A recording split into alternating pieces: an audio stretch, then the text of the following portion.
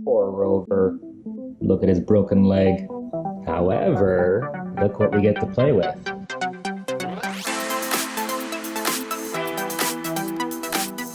Morning, guys. So as you can see from some snapshots, I've been toying with different configurations of the gears, and I think it might work. There's a few considerations to keep in mind with gearing down. So basically what we're doing is implementing a 5-to-1 gearing ratio, which will multiply rover's servo power by 5. So I think that will be sufficient to do what we need to do and overcome that frictional force that we saw yesterday. However, it does occur to me that, for example, in the case of rover's servos, we've got really cool servos, winch servos, that are capable of turning up to 8 rotations, depending on what pulse value we use. That being said, by gearing down 5 times, we're cutting that by 5. So it should still be enough rotational range for rover's needs with the different orientations that we want for his wheels. But it's going to be a bit of trial and error, and hopefully it's more trial than error. We'll see. So basically what we want is very fluid rotation here. I actually haven't mounted this down yet, so I'm just going to hold it. So you can see that it rotates nicely, but we don't want flexibility this direction. Right now there's still a little bit of wiggle, but for a proof of concept and to test whether or not this will work as a solution, it's good enough. I just didn't want it to be too loose for fear of damaging the gears themselves.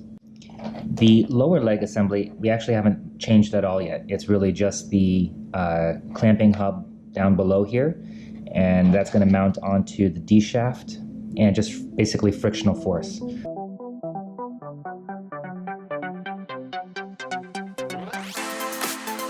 So what I've done here is we've reset the servo to its minimum value, and I've positioned the wheel mounted on the lower leg at kind of the extreme point, which we probably would rarely ever use. The idea being to give us the maximal amount of range where we can travel the wheel from the position that it is now out front and then inside as well, so that when we want the tumbler appearance, it can make it all the way over here. And this is unique to these sorts of servos because most servos can only travel about 180 degrees, and we need well over that. So what I'm going to do first is we've got the power on, the battery connected, laptops connected.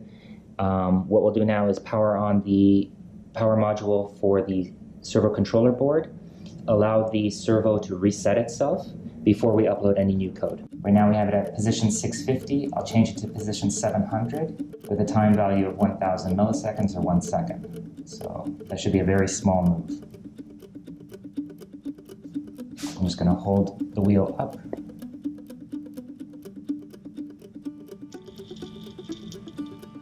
Okay, it's going in the wrong direction. So the reason why it turned in the wrong direction, or the wrong direction for what we wanted, was that I forgot that I turned the servo around completely. The shaft used to be here, facing forward. Upload this value of 2400, so here we go. But it should be fun to watch. Weights off the wheel. And there we go.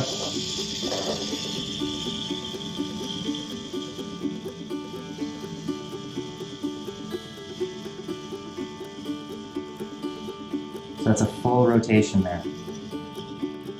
So we got a rotation and a quarter, which is awesome for what we want to do. So far so good, guys. This is good. This is really good.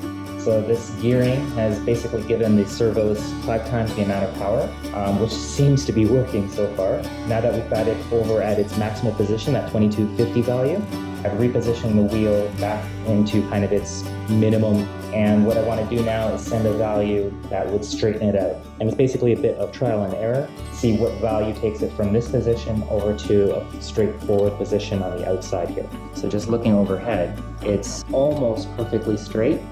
This is awesome. I couldn't be happier. The fact that this actually looks like it's going to work. There are quite a few parts involved in terms of kind of stabilizing the shaft within the setup to prevent this kind of lateral motion, side to side motion. So there's no play here. but at the same time keeping everything in alignment so that it rotates freely with the pinion gear in the back.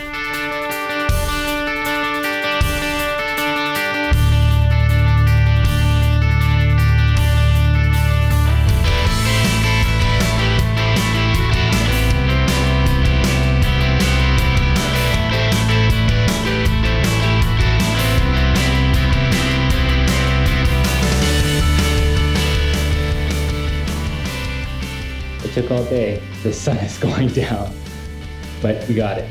Does he not look awesome or what? It took so long because I actually had to dismantle, reassemble each corner several times. There were things that I got right, there were things that I got wrong in kind of my first mock-up, and I kind of learned as I went around ROVer. For the time being, it's a working solution. It's pretty solid, and I think it works. And we're not going to get to the actual programming side of things today because it's just too late. It's been too long a day. But I did want to point out one thing that I found really interesting from kind of a preliminary test to see how these are going to work compared to the previous solution without the gearing. So remember the other day when I pushed and pulled ROVer and his wheels turned in? So keep in mind, the electronics are completely off, there's no battery connected, and the servos are definitely not working. But if I pull ROVer forward and I push ROVer backward, even with the servos completely off, the wheels are staying in line. Yeah! And that's purely from the gearing. There's just so much torque required to turn those gears that the momentum and weight of ROVer's rolling is not sufficient to turn the wheels in. So that should take a lot of the pressure off of the servos. So tomorrow, some turn commands and see ROVer do some fancy footwork. So join us next time. Give us a thumbs up, subscribe to stay tuned, and any questions, please use the comments below on YouTube or over on ROVer site. We'll see you next time. Cheers.